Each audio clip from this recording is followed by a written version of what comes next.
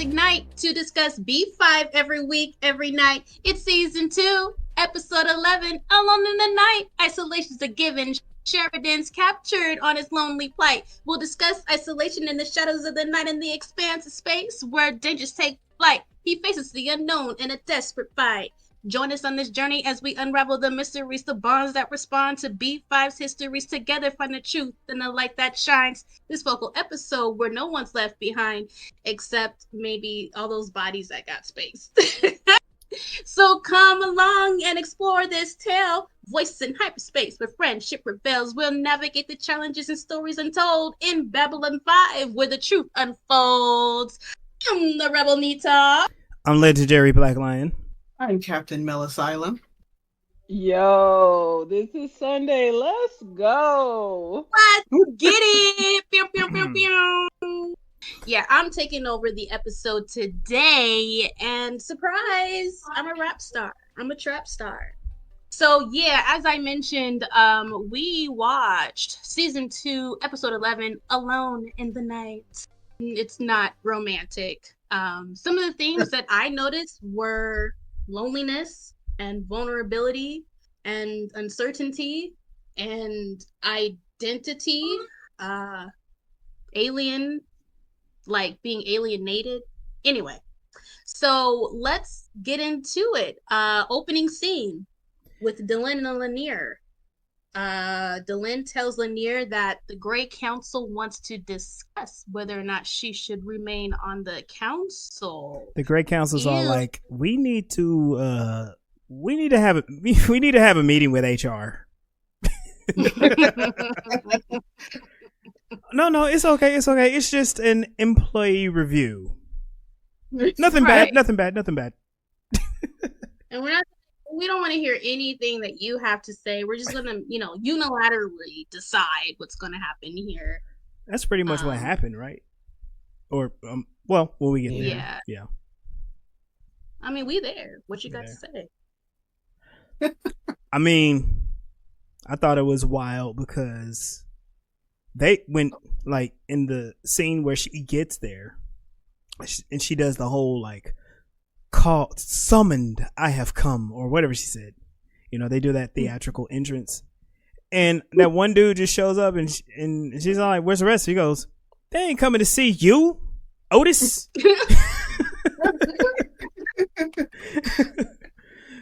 We just figured you needed to be here so you can hear our decision. Like, you ain't deciding shit. Yo, this could have been an email. Yeah. She flew through space. Wow, you right. Did she get fired on her off day?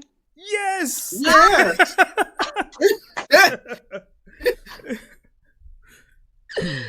Oh, those were my hands. Yeah. So going back to the beginning, I liked when Lennier was like, serving on the council is a matter of soul and not flesh. People like to be like, oh, your character is what counts, but then they still fall back on, but what you look like is. Yep. And I don't fucks with it. That makes me think about Christianity.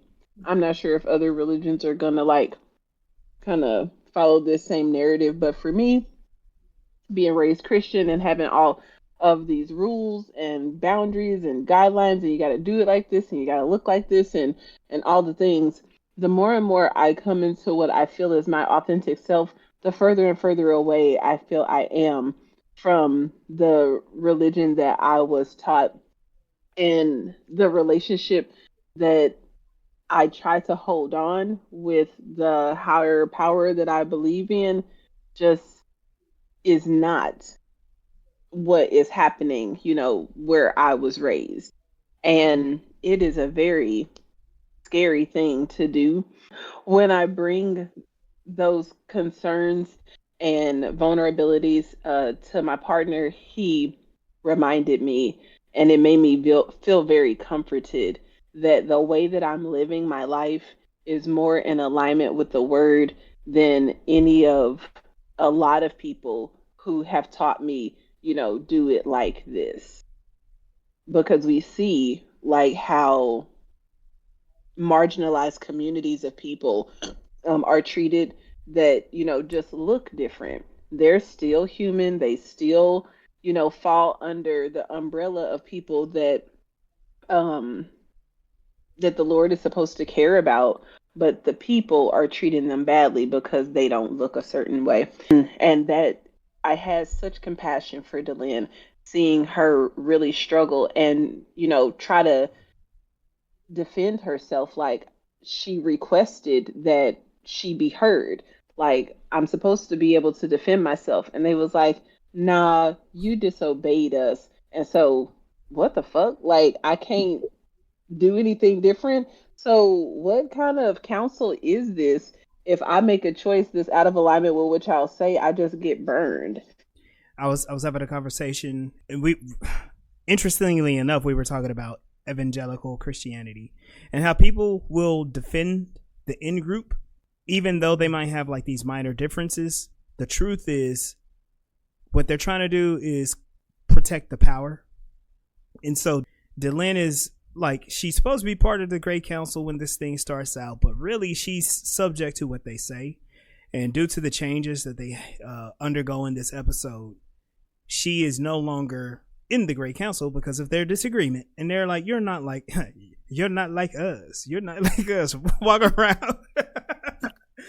Why your ears so high? Ew.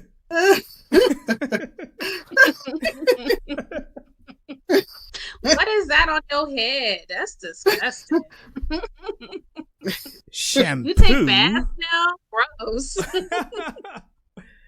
And that's what they know. Ivanova knows more. And, she about to have a period. Oh my god. Yeah, that makes a lot of sense, because a lot of people will use religion to keep power or exude power instead of like actually following it, because they see religion as a power and don't differentiate. So this was a really good example of that. And also, no, I'm getting ahead of myself. It's just another way that the writers could throw in that the Minbari are also on guard because of the other two that are fighting. Oh, like two planets go to war, and now everybody wants to start putting up their defenses. And this was their way of showing that they have put up their defenses.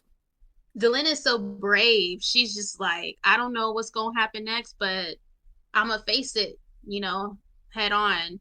Throughout the episode, I just kept seeing a lot of, I don't know. It's a lot of things that nobody knows. I just felt like she was super brave. So Lennier comes across, he has this, not necessarily blind devotion, but this kind of reckless devotion to Delenn. Because when she was like, you don't have a flyer, he goes, it's fine, I printed one so I can go with you. I'll be with you till the end.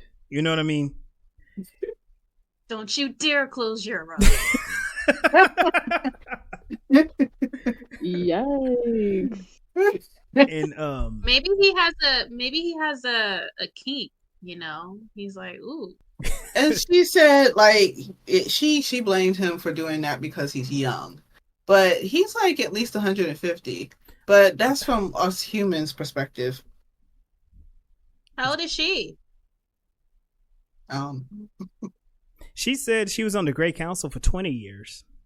So she spent at least the amount of years a human takes to come of age serving on the Great Council. So she has to be up there, and she's pretty experienced or wise, which I guess that, putting her above Lennier as far as rank, or I don't exactly know how it works, because he like serves her, right? He's like her assistant or something. Yeah. I just thought about it. I don't know if that is in Earth years or if their rotation is different. Oh. It's got to be pretty similar because they live in similar environment to us. So their planet has to be around the same size. They have to be about the same. It has to be from an M-class planet, which means their years might be close to ours. At least it should be. It can't be that far off. Right? It should be a few days off, maybe. Y'all notice he's kind of like the boyish.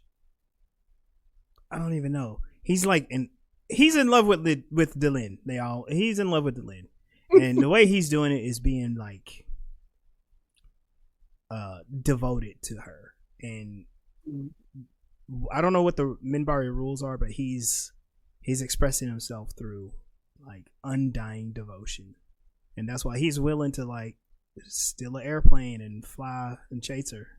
That's one of those 90s things of prove your love thing, you know. See, and this is so interesting because I noticed that too, that I think outside of like whatever his job and position is, that he likes her and he's trying his best to, prove and show her his worth. And sadly, that's like just not how attraction and love works from my own experience anyway. And no matter how sweet and nice and, helpful and all of the things that you're being, if the connection ain't there, it just ain't there. And it's sad to look at it from the outside looking in like, oh man, Lennier is a good catch. He's a good dude. He doing all the things. Why ain't Delenn checking for him? It's like, sorry, bro, you ain't got the sauce. Yeah, I've heard all episode you're trying to get rid of him. You can go away. You can go back home. You can leave. You don't have to be here. Alone, you know that. Yo. So what a wonderful opening. We're gonna find out. Well, we're gonna watch Delenn get fired later in the episode, but then we cut into the next scene with Sheridan and Ivanova, and there's something going on out in the darkness and in space. There are ships reporting strange sightings, just lights and turbulence, and Sheridan's like, "Hey, I'll go look," and Ivanova, be careful. Sheridan says the worst thing that you can ever say. What could go wrong? Well, you jinxed it. Right. Everything went wrong that could go wrong. And it's like I don't know. Is this new? Because this seems like who was the other captain's name? Sinclair. Mm-hmm. That seems like a Sinclair move. So it was weird to me to see Sheridan be so ready to downplay the potential danger that is out there. I think you're right, because in past episodes we saw him delegating people, sending people off to their deaths in hyperspace, telling other people to do the jobs, and this time he's all like, oh boy, give me a flyer or whatever, a fighter, and I'm gonna go myself. Which we've seen Sinclair go and fight people and come back. The one moment Sheridan's all like, I'm gonna go myself, the first moment, what happens? It goes bad. He experiences all of the consequences of his choices. What could go wrong? Well, 2 of your escort people will die in action, and you'll get kidnapped, and another one will die a slow, painful death from radiation exposure. That's what could go wrong. That's one of the worst ways to die in space. Mm-hmm. What would have been worse is if he had been stuck out in the nothing. Like he made it back so Franklin can be upset.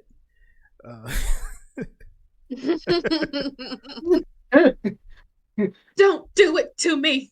Yeah, we had to get a connection with him by seeing them fight over the baseball game. Oh yeah, that's right. Mm-hmm. The dude had like a whole scene. Yeah, that's the only reason why we cared about him, is because he thought the doctor was gonna have to pay him $30, 30 credits. And that's the one thing that I don't like about the 90s and older television shows that they are getting away from now. Like, they don't just bring random characters onto the show in order to kill them. In Walking Dead, the main cast could take a L. Everybody could get it. And to just know that no matter what firefight or difficult situation, alien invasion, that these core characters are always gonna make it, kind of takes away from like the connection and the excitement. Like, ooh, they almost really died. Oh, damn, that person really did die. There's an emotional connection that is lost when you know that nobody's actually gonna be hurt. Yeah, I think we learned that from Transformers. Robots. It was like everyone freaked out. I don't even know who died. I don't even remember. It was Optimus Prime. The biggest robot, well, not the biggest robot, but the big good robot died. Because robots can die, really? guys. Robots have souls, apparently. Yeah. But I remember that's an evolutionary flaw. Oh, evolutionary flaw. So we watched Sheridan act a fool, and Ivanova is trying to be the voice of reason, and then it cuts to like this really short scene of this random alien person who gets shot at and abducted by what is this vessel that is out there. What was it? Causing turbulence and bright lights. But it's like 5 seconds of a scene. Yeah. And then we cut back to Delenn and Lennier. Damian, I got a joke. Are you ready? God. Okay, I'm ready. Knock, knock. I don't like this joke. Oh, I haven't even there. Okay. Who's there? Lennier. Lennier who? Nearly old enough to be Delenn's son. They not funny. like us. They not like us. Because if that's true, woo. Yeah. Wait a minute. We need to find out how old Delenn is, because there's something that happens later in the series that we might have to do some math on. Hold on. I mean, I'm thinking about something I already know, and obviously that's even farther. Yeah. Oh, and I did find out the difference between Rogue and Magneto. Oh my God, what is it? When they first met, he was around 60 and she was 17. Oh my God. Yeah. He's old enough to be her grandfather. I know. But a number, baby. Well, depending on some people's fathers. Mm.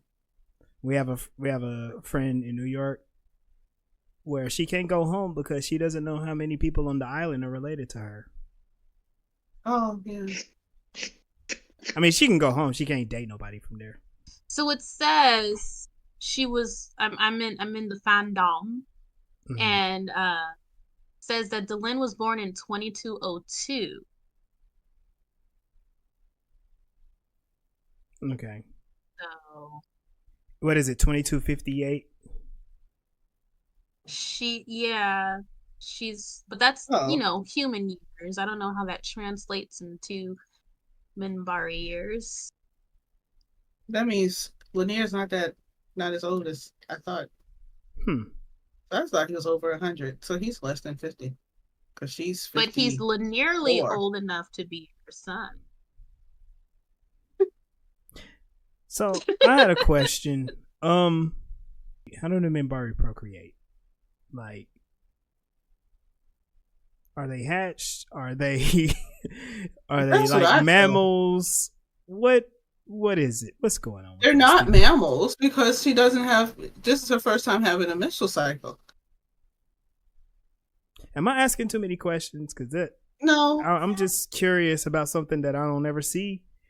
The biology of a science fiction character is a great part of the science fiction. Yeah. Yeah, she wouldn't be new to a menstrual cycle. I'm afraid to Google that. I don't know. I might get some weird sci-fi porn. Well, here's what we'll do. We'll look it up and report back next episode. Yeah. Yeah, you report back, Damian. Do that. What, did you find out Lennier's age or date of birth? Did they not have? I didn't look into that. But so they're going back to the next scene. Delenn and Lennier, they're getting ready to leave. And he's just like, I'm gonna come with you. I'm never gonna leave your side. She's still pushing him away. And this was the point where I'm like, does he like her? He likes her. Yeah. Yeah, that's yeah. Sheridan and Ivanova. And Ivanova is telling Sheridan that Sheridan's getting ready to go. And she's like, yo, Jennifer, hey, we'll be arriving earlier than expected. The way Sheridan looked surprised, at this point, I thought he didn't know Jennifer Hay was coming. But neither did Ivanova know. And she's just like, yo, we're supposed to throw a party every time he comes, and you didn't tell me. Whoop-de-whoop. But for such a high-ranking Earth Alliance human to be coming on board and then earlier than expected, he's got something important to share. Yeah. And I like how Delenn directly confronted Sheridan with it. I feel like Sheridan did the same thing. He like avoided all the pomp and circumstance, and he was just like, nah, I don't need all that. I'm gonna just walk on.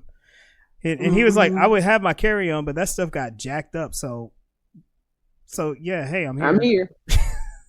I agree with I don't think that Sheridan, that he knew that the guy was coming, because it felt like he was trying to play it off and tell Ivanova like, oh, this was just like, it's just a social call. It's not a big deal. And she's just pressing into him like, yo, there's protocols. And he's like, look, I said what I said, let it be. And I was going to bring you guys up to date later. After watching the whole episode, seeing that part a second time around, I'm like, maybe he did know. He just needed to get the information before he did like any communication with Ivanova and whatever. So just not a good liar. So like Ayana, I'm not going to lie to you. I'm just not going to say nothing. Yeah. All right, Garibaldi and Dr. Franklin. This is where we were talking about earlier. Now we're introduced to Ramirez, some random dude, and they're having fun, and they're talking about the Dodgers and the Mars baseball team. Now, I did not know who Helen Keller was. When Franklin was like, Helen Keller could bat better than anybody on the Mars team, I had to look her up. That's a messed up thing for him to say. Yo! Yeah. For the people who don't know who Helen Keller is or was, it was a person who was born fine, but then like in her toddler years developed or lost her eyesight and her hearing. But then she found a way to communicate with the world and went off to get higher education degrees and whoop-de-whoop. But it's like, wow, a deaf and blind person could bat better than anybody on your team. And even Garibaldi was like, yo, that was insensitive as fuck. Yeah. They make a lot of old references. Like, no one would make a reference like that. If you made a reference like that now, you probably not get too many people. Like, if you made a reference like that on TikTok, it would have to be a niche community. No one's expecting Gen Z to understand who Helen Keller is. Hey, considering Franklin's parentage, he most likely was forced to study Helen Keller. He is what's the word? He's refined. He's classy. His dad wrote his dad ran a tight ship at home. Well, he likes to see human progress in contrast to his father. His father doesn't mind destroying lives where he wants to help lives. So he was probably greatly influenced by the progress that she made in her life. And yet he still sees her as less than him.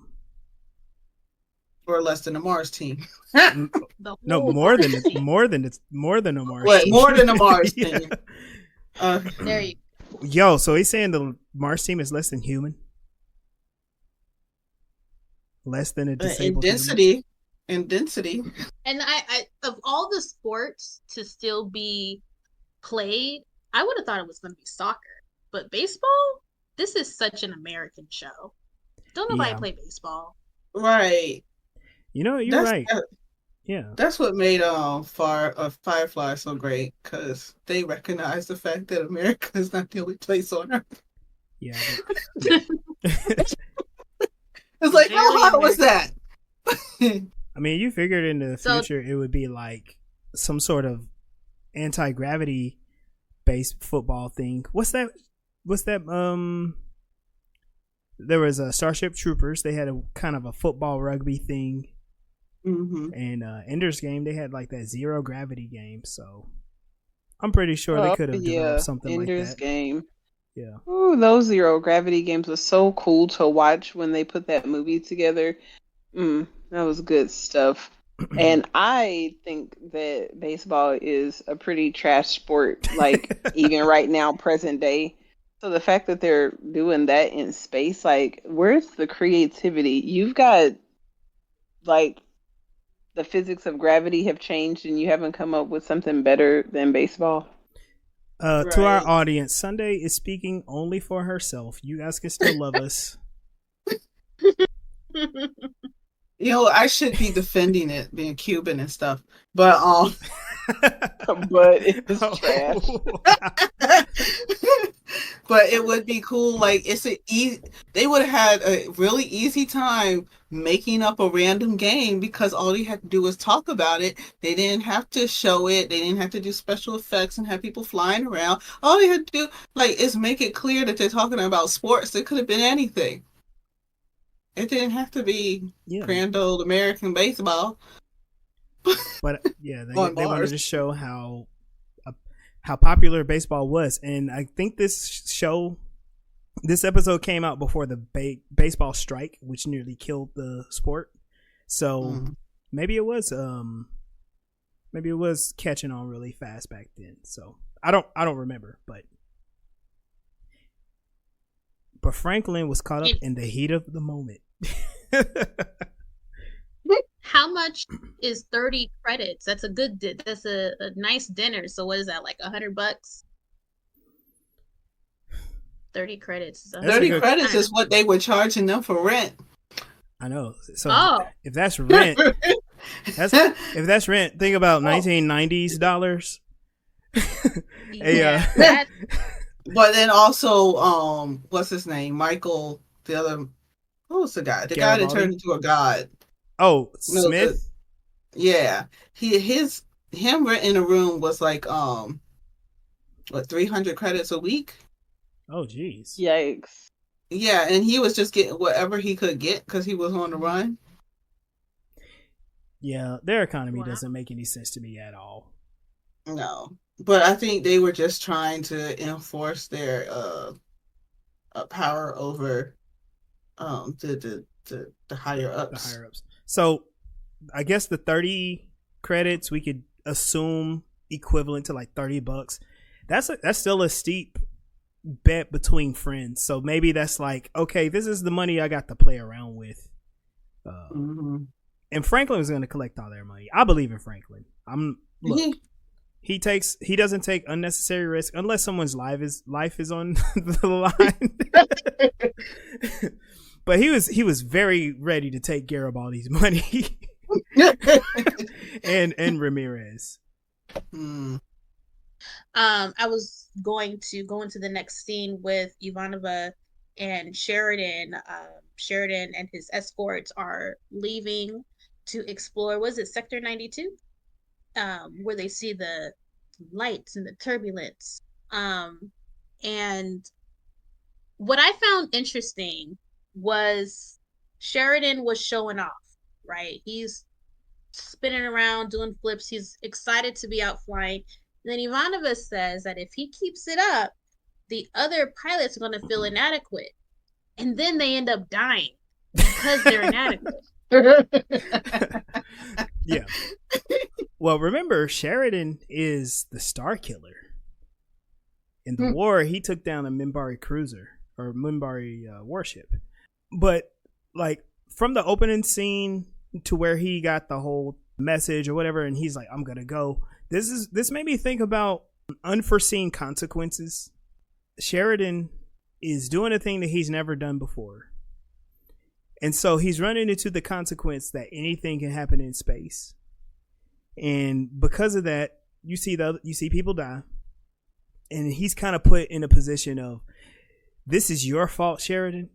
I don't know if him being more responsible could have changed the outcome, but if he was a little bit more on guard or whatever, it could have been different. But I'm not 100% sure. It's one of those things where he is suffering consequences that are unknown, but it is still due to some of his actions, some of his leadership.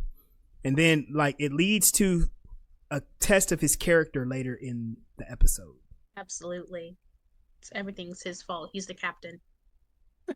Yeah, he made a big fuss about how he hadn't gotten out since he got on the ship, and it's been like 6 months, and he's just been stuck on the station, not ship. He would rather be on a ship moving around. So that's probably why he was acting a fool as soon as he got out into space and got the pilot, instead of just, babysitting a bunch of delegates. He got to have a little bit of fun, and it ended up costing him some lives and almost his own. But yeah, then they also had to show, I feel like, how other species are handling this fight going on. Maybe that might not be correct because of like how we find out who they are. One thing I wanted to point out, or at least to me, the ship that attacked and abducted Sheridan looks like a giant mosquito. You know what I mean? It's like a giant, annoying, gross thing. Oh, so they were just feeding off everybody else? Yeah. So that they could multiply their defenses. Yuck. Why am I trying to apply it to an actual mosquito? Because they need something from our blood. I think it might be potassium or something. Potassium or iron. Iron makes more sense. That's what they use to lay eggs. And it's only the females that bite humans. So because they're the ones that lay the eggs. They need it. That's what they get cravings for. Blood. That's gross. They needed men blood. Men flesh. Well, don't they eat? They bite other things too, other mammals. Yeah, they bite cats, dogs. Mm-hmm. Anything with warm blood. It's blood. I'm going into the next scene with the lovers, Delenn and Lennier. They are right. They're on the, what is it? It's whatever the ship is. Yeah, it's the Grey Council place. Yeah, they're in the gray place. And Delenn tells Lennier to wait outside while she meets with the Grey Council. And Lennier offers to pray for her so long as she doesn't find it promiscuous. I mean, presumptuous. Ooh, he's praying for her. Yeah, just more show of his undying devotion to Delenn. Yep. And when she goes in, they utterly disrespect her. And they're like, we've already made our decision. We're just trying to figure out what to actually do with you. It's like, man, y'all show such disdain for Delenn. Might as well have spat on her feet. Like, we don't even know what you are. Your high-ass ears. Why are their ears so low? But like they knew that she was supposed to go through a transformation. They just like, you wasn't supposed to do it yet. We told you to wait. And then she decides like she couldn't be patient. Yeah. What made so about though the promiscuous praying, because they're of the religious caste, does that mean like was that like official flirting? You know, like is praying for someone a social boundary, and I don't know. It shows how one's devotion can extend concern, empathy, and romantic feelings to another. I will pray for you. I know in some religious circles, and it's kind of a joke here in the US, because a lot of like fundamentalist or evangelical circles, that's how people do flirt. Like, oh, I'm gonna pray with you. Can we pray together? Can I come over your house and pray? Because they can't imagine doing anything else with someone if you're religious. Like, y'all can't just have coffee or something. You can't have a meal together, but we can pray together. That don't make no sense. That just means that our time spent together is serving the Lord. You know, not our desires. Our flesh. Because coffee is a desire. Bowing our heads. When you said coffee, it made me think of Luke Cage and what he means by coffee. Oh. Oh, right. Because if you ask someone up for coffee and it's like late, that means something else. Oh yeah, I forgot about that. Yo, if it's late and I'm having a coffee, I'm going to sleep immediately. Like, it's the ADHD talking. Cause yes, it helps relax things, y'all. Is that the equivalent of a glass of wine? Well, for some people, yeah, it allows your brain to like even out those waves. The council, they made decisions for her.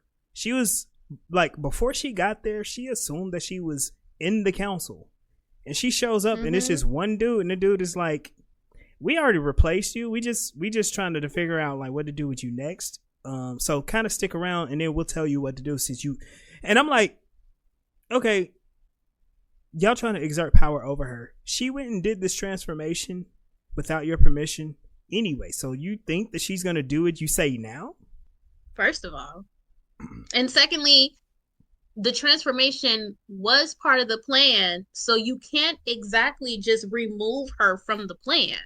You know, like you're stuck with Delenn. And then I just like imagine getting ready for work. My God. No, you didn't have me get ready for work. She got ready for work. She got ready for work and flew, I don't know how many light years or whatever, astronomical units, to a secret spaceship. And they were like, nah, we don't want to see you right now. We're firing you. Your office is already cleaned out. All your shit is already like shot out into space. Like I said, this could have been email. Okay, we could have met on Zoom. Yo, don't come back. That's was some shit right there. I wasn't fired, but my position was changed. I came back to school one year and they was like, oh, we're moving you to preschool. Like, what? I'm like, my mind is not set for preschool. I was like, all summer, like, I'm going to go back to teaching third grade. And I had all my stuff all prepared for my reading class and blah, blah, blah. And they're like, no, we're moving you to preschool. Like, I had to change half my wardrobe. Like, I had all these little teacher dresses and stuff. I'm like, I'm going to be crawling on the floor playing with trucks and blocks now. Instead of teaching reading and spelling stuff. Oh, man. Yeah, they told me the day we came back from summer. Like, y'all had 2-3 months to tell me. The day? Yeah. And then asked me if I wanted to move. Usually they're supposed to, like, get your permission, but they was like, oh, no, we can do what we want with you. Like, literally. The Great Council, y'all. Yeah. The other side I wanted to think about was Delenn is always talking about prophecy. And she... throughout the series, she's appeared as if she knew things, right? And so she's acting based on prophecy, based on what was written down, based on tradition. And the Great Council, they're acting out of power for the power and control over the culture. And it's an interesting dynamic and conflict that's happening, because she's like, look, I don't care what y'all say. We have a prophecy that is being fulfilled right before our very eyes, and I'm going to go with the prophecy. And they're like, how do you even know? Like, because I got a direct connection. But here's the thing, though. Has she been wrong at all so far? Nah. That's scary. And the council, well, it is to people who don't have a relationship. Right. And the council is like, everything you do is overriding us, and we're sick of it. Like, you take this way too seriously, Delenn. We're only supposed to put up a front as though we believe this mess. We're not supposed to actually believe it. We're supposed to be leading our people. I guess they're doing what they're supposed to do. It's like, we need to save our council and our culture from these religious fanatics, because this is getting out of hand. Next thing you know, every Minbari is going to have bangs and mullets, and that's going to ruin our culture. Yikes, not mullets. Now we're out, Sheridan and the ships and the things. They wanted to turn back because they didn't see anything, not even debris, so like, that is this not even debris. Remember in another episode where all the ship and things was disintegrated, and then there was like no evidence? I thought it was was it raiders? Was living on the planet? No, they were it was the technology that they found on the planet, and that it was all being ran by that one dude. And the guy who the Minbari that came to meet with Delenn took his place so that it didn't have to blow up. And they wanted to keep it a secret because the technology was so much higher than everybody else's. So they said they couldn't have any evidence, and then it was one of their people's ships that they blew up because they didn't want them to keep trying to come back. Oh yeah, that's right. The technology. They didn't want, the humans weren't ready for it yet. Yeah. Yes, it's just, so I'm just like, wow, the way that they really don't be leaving no kind of pollution out in space is wild. There's no evidence of anything going awry. So then Sheridan's like, all right, let's go home. But then here comes this mosquito ship, according to Damien, dropping out of hyperspace and evasive maneuvers. And now we get to see the inadequate pilots, fly job. 2 pilots just get exploded into nothingness. I want to say this before I pass it on. So Sheridan's flyer is damaged and he ejects, and the other 2 flyers are just obliterated. Then Ramirez's flyer is just like damaged to the point of he's going to end up dying.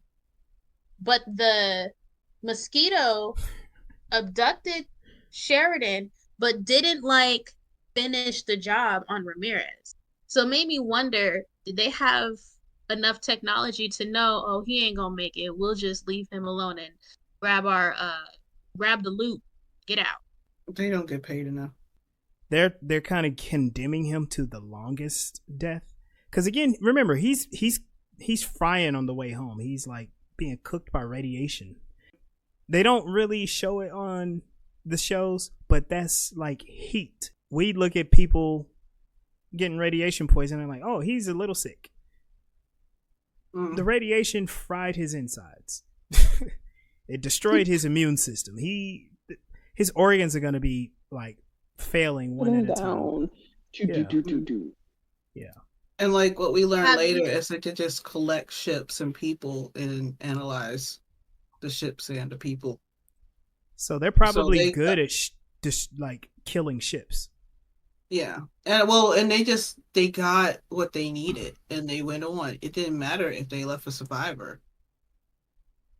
Well, in the end, it did, because the information that they had when Ramirez got back, they were able to use to figure out what was really going on.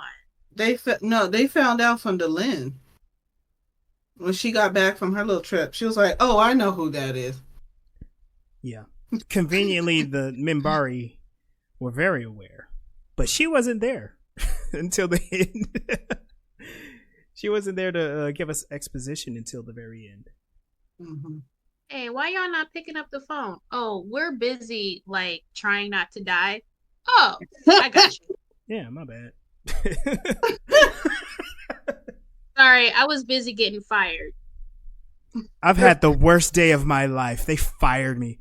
Oh, cool. We had 2 fighter pilots die, and the captain he got abducted and tortured.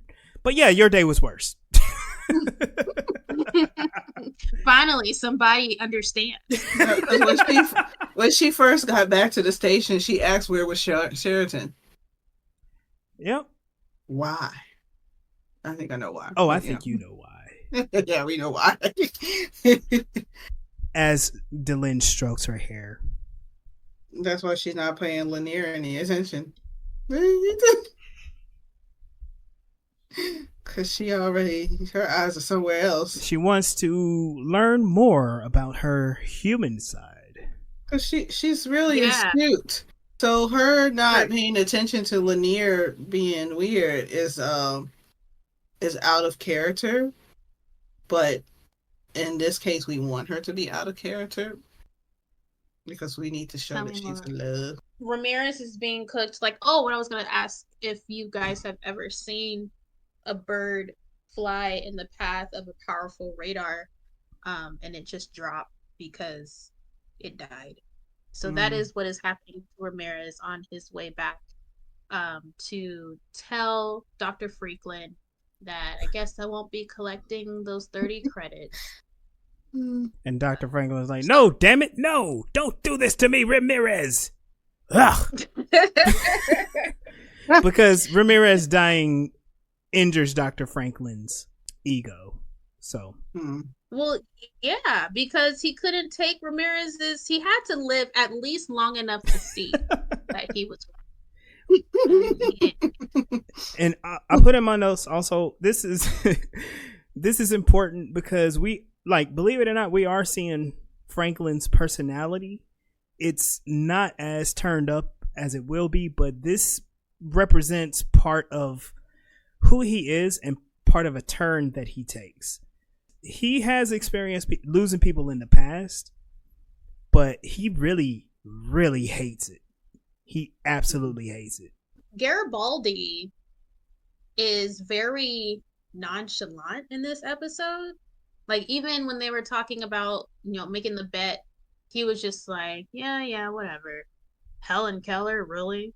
And then even when Ramirez dies, he's like, dude, it was radiation. What'd you expect? And Ivanova comes over and he's like, yeah, he's dead. Like, I don't know. It just seemed like Garibaldi had a couple edibles during this episode, in my opinion. They had to turn him down a little bit because he had a lot to do in the last couple of episodes. It can't be a Garibaldi episode or a Talia Winters episode, so he has to just nod his head. When he does have his episodes, it shows a lot that he doesn't handle emotions. Like, even when he misses his dad, it's like macho and like the meal thing is not he doesn't talk about his feelings. He talks about food, he talks about other things surrounding his feelings, but never the actual feelings. He doesn't. The only time we see him show feelings is when he broke down to the foot shoulder. Oh yeah, it's like, we shouldn't sleep together. Let me tell you my whole life story. And she's like, come on, bro. I'm about to go to war tomorrow. I'm about to die. Give me that little Garibaldi so I can go. Give me a little bunya chowder. You want some fondue? And finally, General Haig appears, and Ivanova is like, yo, what up? Sorry we don't have a parade for you. And he's like, fuck that, where's Sheridan? Oh, he'll be here. Nah, that ain't right. Something's up, And then it was the part where he was like, if he knew I was going to be here, he would be here. So him knowing Sheridan so well, it's just like, this needs to be taken extra seriously. Right. And then that's when we learn, when we see the state that Sheridan is in, the next scene, he's wrapped up in some moist towelettes. He's quite shiny, trying to figure out what's going on. And, nice, very scary surgical arms come from the ceiling. Yeah, so if I saw that, I would have been, okay, I'm done. Whatever it is I'll tell you whatever you need to know. That's cool. Oh, you want me to die? Okay, kill me. I'll die right now. Believe me. I'll save you the trouble. Yeah.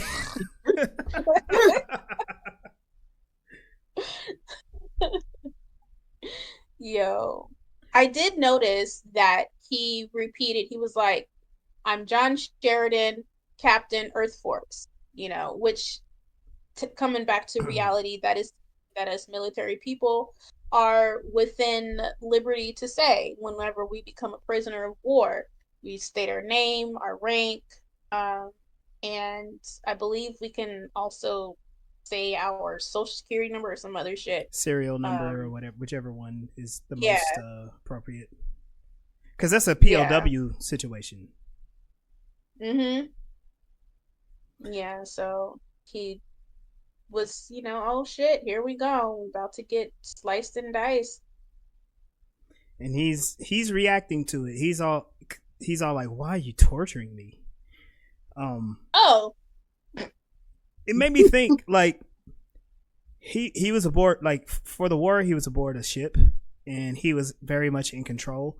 I don't know what his POW training might have been, but he probably never encountered that in his career up until that point. Yeah. And he's asking, he's like, why is this even happening to me? This is wild. Going back to what I've decided the themes are: loneliness, vulnerability, and uncertainty. He is all by himself. He's tied up in these moist towelettes, so he's vulnerable. This thing is about to do something to him, and he doesn't know why. He doesn't know what's coming next. And I think I would be in give up mode and that at that point too. But Sheridan has a lot of yeah, because when he's finally released from the table, he's attacked by a Drazi, and then he's all like, okay, I'm gonna fight you hard. Like, they're all right, hold on, I have to criticize this. The fight choreography was pretty awful. It was terrible. It was awful. It was Babylon 5 standard. Yeah. Ooh. It was. Wait, let me get in position.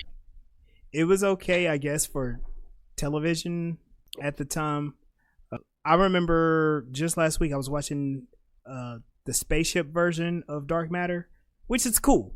But one of the characters is supposed to be like this super genetically altered fighter, but the actress is not a trained fighter, so her moves look all awkward and wrong. And I'm just like, I hate seeing this. Like, I get what y'all doing, but this, I hate it. And so, same thing with Sheridan. I hate seeing him fight because it looks awful. It looks like it hurts him more than anything else. Yeah. Path after. Because the only people who really look good in acting as fighters are ones who's actually trained in fighting or dancers. Yes. Because they could do choreography and move their bodies. Yeah. So I learned a long time ago that Karen Ashley, one of the Power Rangers, she was a dancer. Oh. She wasn't a martial artist like some of the others, like Jason David Frank.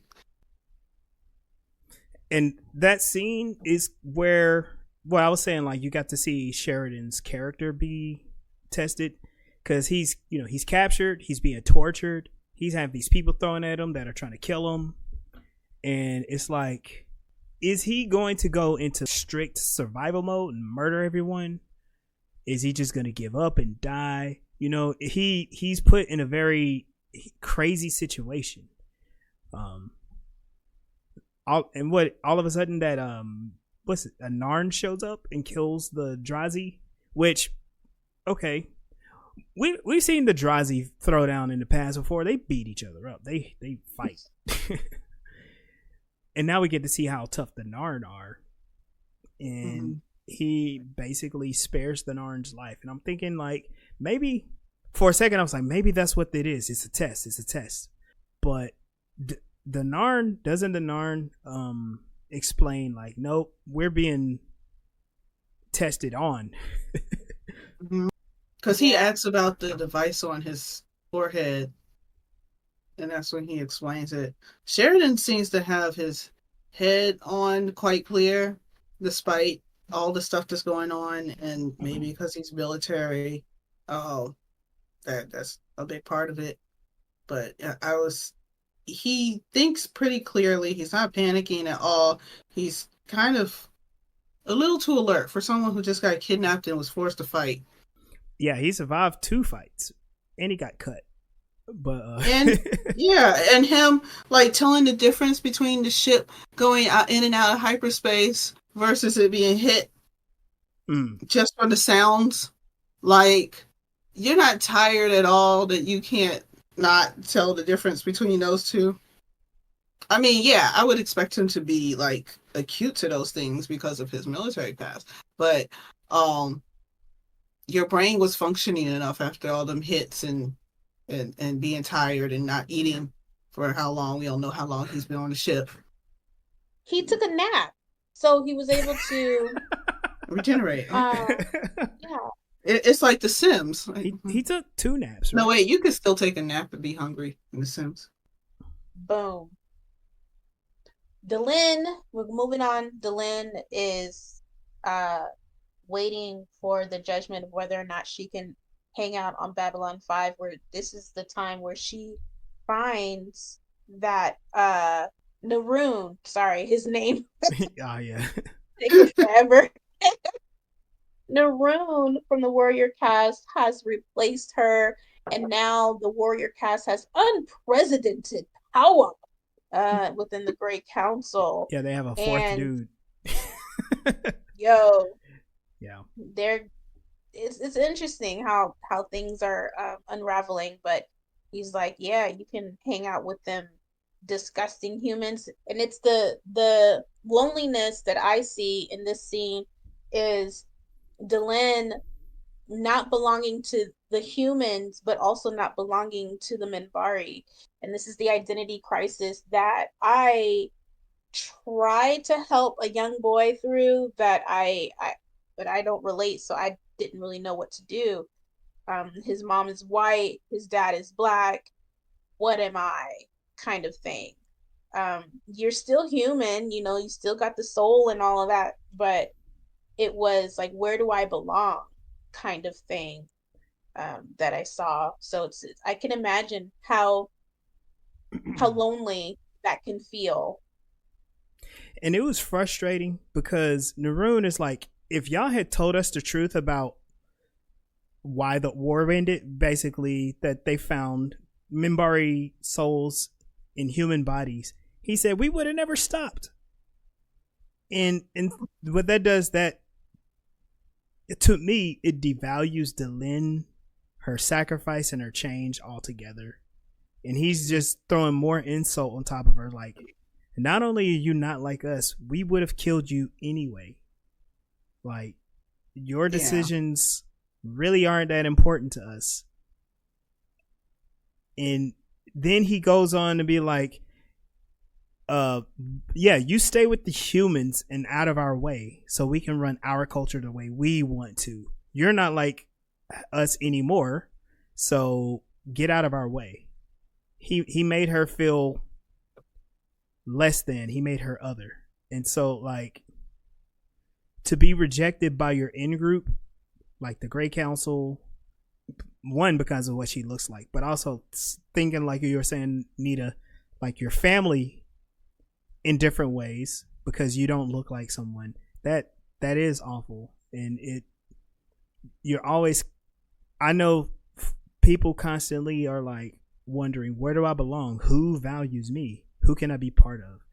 And that's tragic, you know? And that's how I found myself in a cult a couple times. That's a fact. And like she said, it gives the warrior class more power and gives the religious class less power. And it was probably the religious class who's more concerned about souls that decided, we need to stop fighting, because obviously they're like, souls? I don't care whose souls they are. It's like, we ain't got no souls. This is a stupid reason to stop a war. We was winning. Yeah, and the fact that she is like half human now is because she had empathy for the humans, whereas the warrior class does not care to have, or at least him, doesn't care to have empathy for any humans, or anybody of that matter. One thing that I got from it was because the warrior class was getting unprecedented power in the Great Council. And the Great Council is basically, they kind of like lead the government and the society.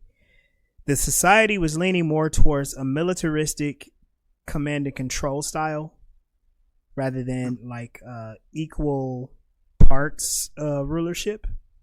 And what I wrote down is like they're moving more towards a type of fascism. They're leaving the religious empathy and, you know, connection to the universe part alone, and then they're like, we need to be strong. His whole thing was like the warrior class did all the sacrifice during the war in the first place, so we should rule. And that's just right equals might, and we should rule because we have the most might. He was matter of fact about it too. He was just like, we should just be doing this, and you should just run along and live your fantasy. That's like so demeaning. Yeah. It was very Ku Klux Klan-y when he was like the purity. I was like, ugh. Yep. They apparently Minbari were like their purity. Some Minbari. That Minbari, at least. And it's like there's no balance. There's a balance in the society supposedly because of the way the council is designed, but it still shows a huge divide between the societies, because you would think if that was their religion, then everyone would be familiar with the religion. He has absolutely no respect for the religion. None of the military have any respect for the religion. It's like they're just in their own little world, in the same world. But I thought that it was very interesting.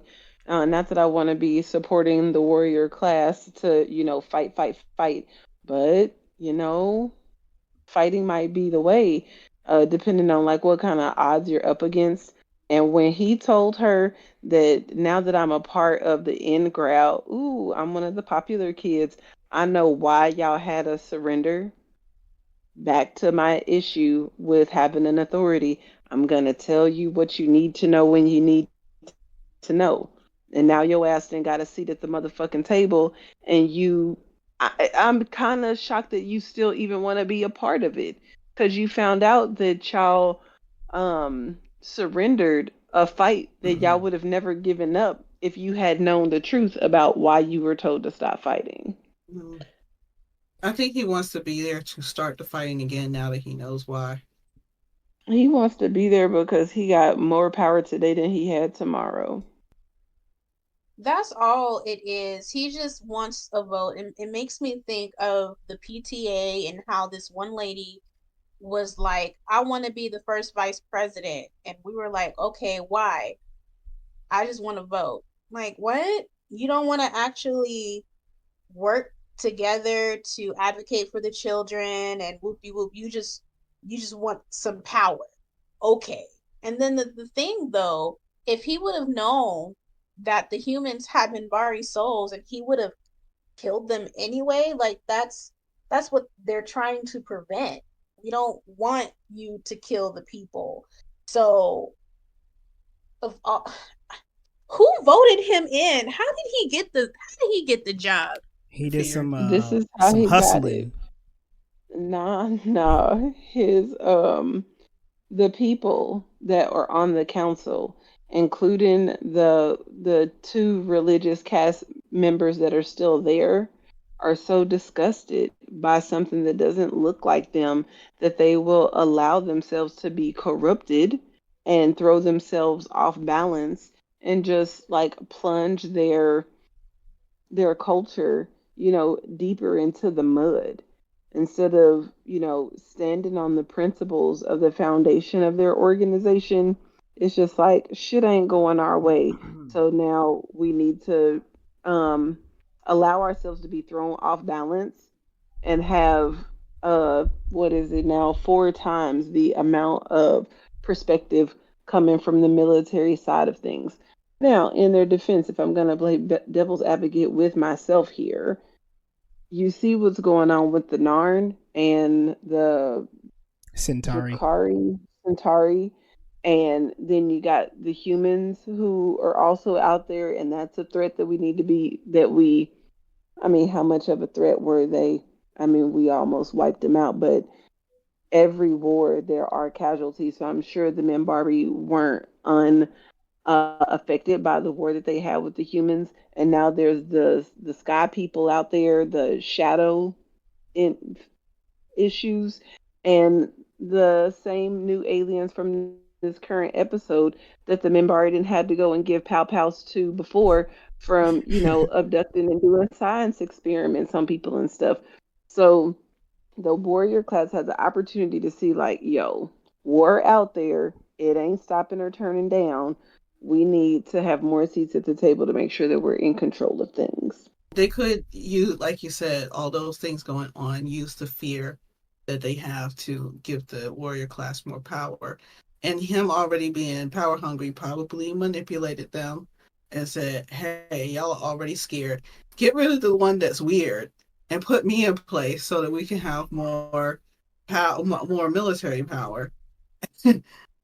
Which is, and then they don't really care about they kind of don't care about the prophecy. When it comes to the humans, like, okay, so our souls are going over there, that's why we don't have as many people. But the shadows are a bigger threat. It was like, okay, we can't do anything about the souls being moved over, but we can defend ourselves from the shadows that we know that are coming. So to an extent, he could have used that threat because they are the the religious class that are concerned about the shadows, and said, hey, we can defend you from this because I know you're worried about this. And that's, all those things are probably what got him on the council and got her out. Because she's not doing anything to help about the shadows. She's just like, let's merge with the humans. Like, well, okay. Yeah, well, again, we don't know the full picture, but she's on like, we're doing this for prophecy, right?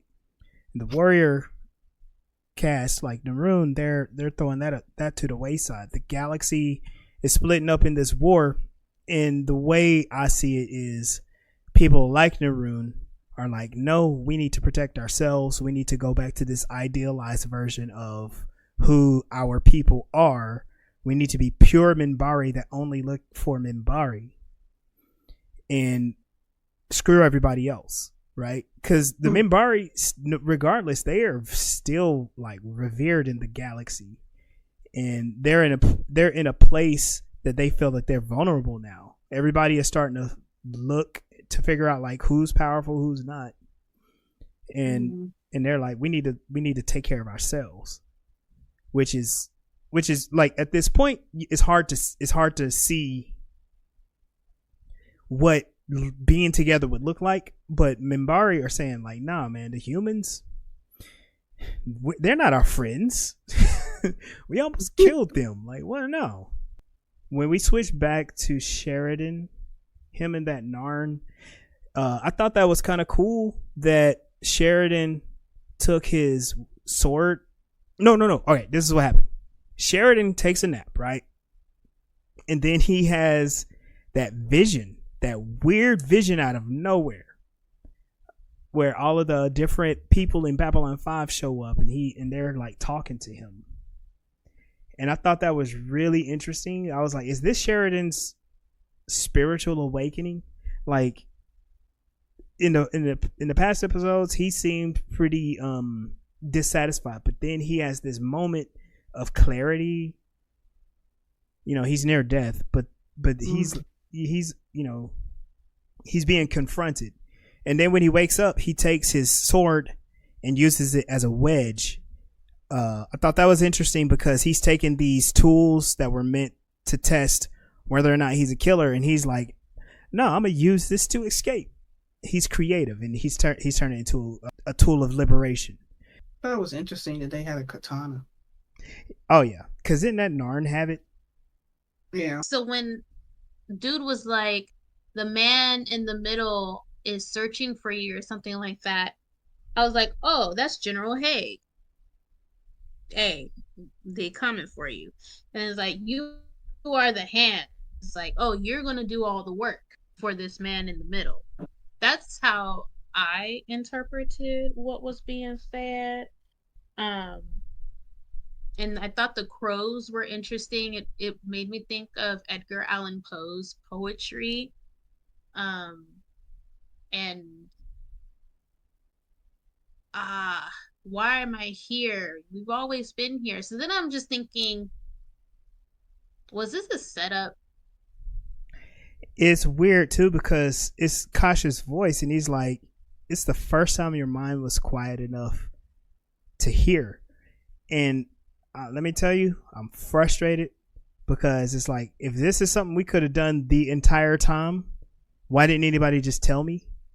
Why did I have to nearly die for this to get here? But wasn't there a hand in what's the name's dream in his vision? In Lando's, yes, it was a giant hand reaching out over the galaxy. So are these two of the same kind of things, or are they saying that Sheridan's reaching out and gonna snatch up Londo? I don't know. Or it's the hand of shadows that are coming. There's a lot of symbolism being played around here. And again, inexplicably, Kosh is there. He's just there talking to him. Then we see Delenn and Lennier leaving the Great Council. So Lennier was like, so what happened? And she goes, hey, the Great Council they had a great idea. I should stay on Babylon 5 to continue my work. I'm not part of the council no more, but this is a good thing, y'all. And he's like, and Lennier's like, yes, it's a very good thing. Yes, you should stay with us here on the station. She is taking this bad thing, this very incredible power move that's happening, and she's keeping it secret. She's not talking bad about the Great Council at all. And I think Lennier suspects just as much, and he's just going along with it. And his whole thing is like, as long as I'm with you, Delenn, we'll figure this out. And that's where she's like, you can just go home. You don't have to be here. And he's like, no. So back on the ship, Sheridan is continuing to trying to open the door. The Narn wakes up and begins to help him. And they get it open. And no, they feel the shutter. And that's where he's all like, we fell out of hyperspace. And then the ship bangs and they fall over. And the Narn is like, back in hyperspace? He's like, nah, something's up.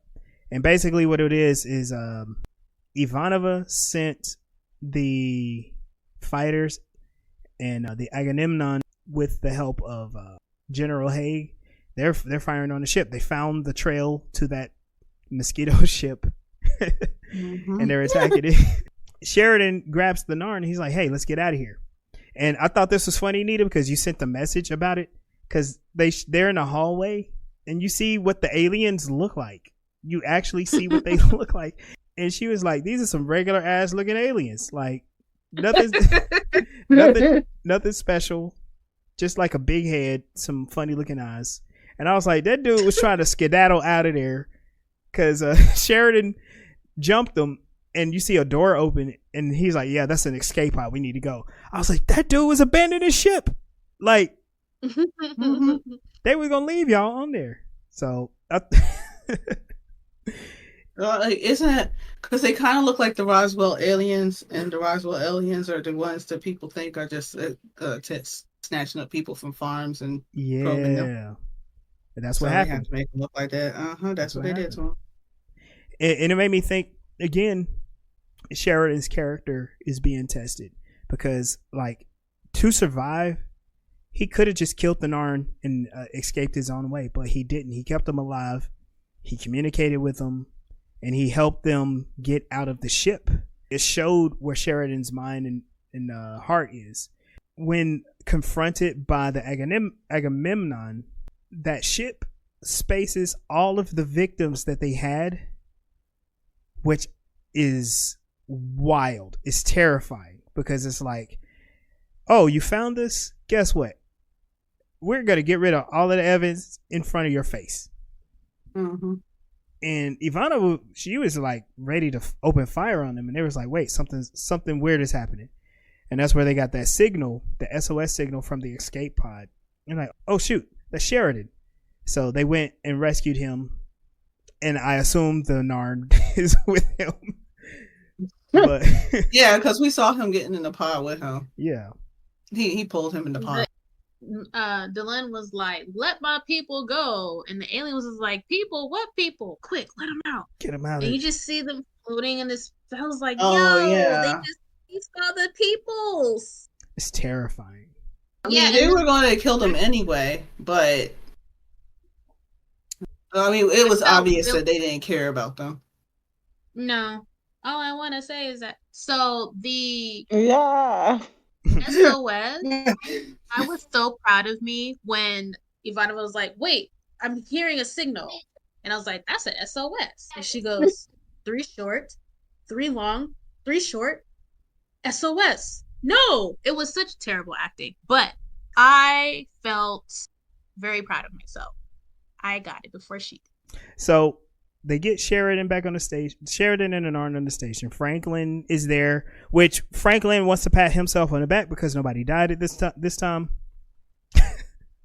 And then he breaks the news about Ramirez, which, yeah, like, all honesty, they're all very frustrated that they lost someone. So they lost someone on this mission, and we get to see that.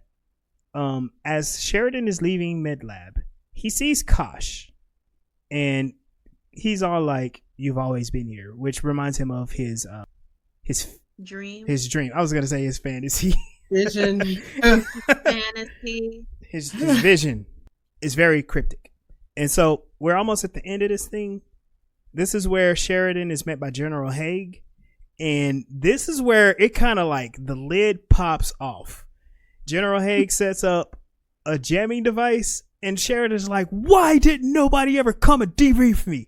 I've been here for 6 months and ain't nobody said nothing to me. You got me out here, son. I ain't got no backup. He really took speak freely to heart. He was like, you bet I'm about to speak freely. The fuck? And this is where we get to see again, like, so Sheridan and Haig and a few other people are aware of the big conspiracy happening in Earth Force. Haig was like, you got oranges, my boy, sit down. and they kind of they have their talk, and this is where they both are like, it has to be Psycor because they've been making some changes. And it was Haig was like, President Santiago knew how important Babylon 5 was gonna be if something happened to him. So that explains why Babylon 5 was even set up. Now we kind of have an antagonist, which is Psycor within Earth Force, Earth government, and their whole thing is like, we need to like basically escalate this thing, see if we can get some folks on our side. And believe it or not, Sheridan was there, quote unquote, spying on everyone in the first place, and he was telling, hey, like, you know, they're all good, they're all pro Earth. And he was like, I just don't feel good spying on everybody. And Haig says something extremely terrifying to me. He says, you weren't spying.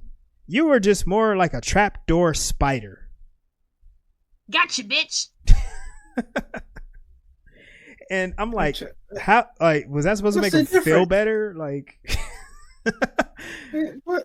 A trapdoor spider? So I guess he was there to catch agents of Psychor. Anyway, and so they're like, okay, you can either share with the others and pull them into this, or we can go it alone. But you need to know that I'm going to share with you as much information as I can for a while, but we got to be committed. And then Haig leaves. The thing is that spy has such a negative connotation, but trapdoor spider, ooh, that is a cool little alias. Agent Spider. After Haig leaves, Sheridan gets with Ivanova, Garibaldi, and Franklin, and he explains everything, which is cool. They all were like, "Hey, I'm down," but it reminds me of the previous episodes where he's explained it to Garibaldi, like, this is the conspiracy that I think is going on. And so now it's more real than just a conspiracy. It's like, not only is this going on, but we're involved and we need to like step our game up. And I thought that it was interesting when he told them, like, hey, this has all been going on. And I know I ain't told y'all that I really been out here like a trapdoor spider, but the shit's about to hit the fan and y'all rolling with me or what? Y'all gonna jump on this bandwagon? And all of them were just like, and they didn't ask no questions. They weren't concerned about him spying on them for this whole time, or any lack of integrity that he had, or whether they could trust him or nothing. They just, I didn't like that at all. You just gone. I don't know. He could be jumping y'all out of the frying pan and into the fire for all y'all know. I was kind of thinking that the last few episodes have been them showing that they were aligned with what he just presented them with. Oh, yes. Yep. So especially like with Dr. Franklin smuggling telepaths out of Earth. It also shows how Garibaldi has a lot going on under his nose, and the only thing he picked up on was Ivanova stealing Gold Channel. Dr. Franklin was smuggling people on and off the station. Captain Sheridan is a spy. It's wild. And so it shows, like, even though he has like these cop instincts, still stuff is beyond his pay grade, and you know that could come and bite him in the end. Mm-hmm. But now we got the gang together. I was like, this is kind of like the part of the film where all of the superheroes join forces. Captain Planet. Yeah. So yeah. And then that's our episode. We got credits. Roll that beautiful bean footage. This show is not sponsored by Bush's Baked Beans. Or that dumbass dog. Yo, you be careful how you talk about my canine companions. Do we got an outro, Nita? We got a fun rap to close us out? Oh, no. I wasn't expecting that rap, though. That was. I know that shit. That was lit. lit. Whoa! I was. Yeah. I was shocked and appalled. That was impressive. Yeah, it was super amazing. I'm like, oh my goodness. Her and Mark be coming up with the most amazing creations. They little baby. Yeah. The end. So, I did look ahead to the next few episodes, and they are going to address the Centauri Narn War, and it's gonna be,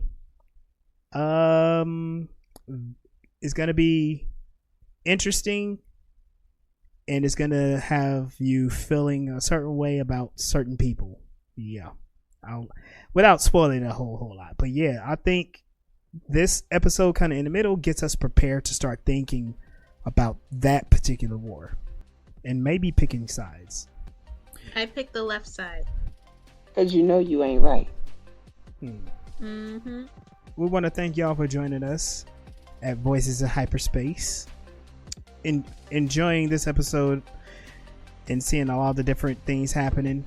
You can find us on Facebook, TikTok at Voices in Hyperspace. Be sure to join our YouTube and keep that conversation going. You can find me at Legendary Black Lion, and most likely do that on Instagram.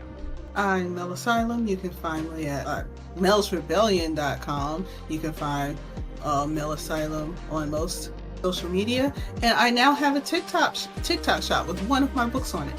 Yay! Uh-oh. Yeah. I'm Nita, the painter. Find me at nitapainter.com. Hey y'all, this is Sunday. It's been real. Au revoir. Bye-bye. And I want to say thank you so much, Nita, for facilitating this episode. You did an amazing job. I love you. Yay! All right, we'll see you guys out there.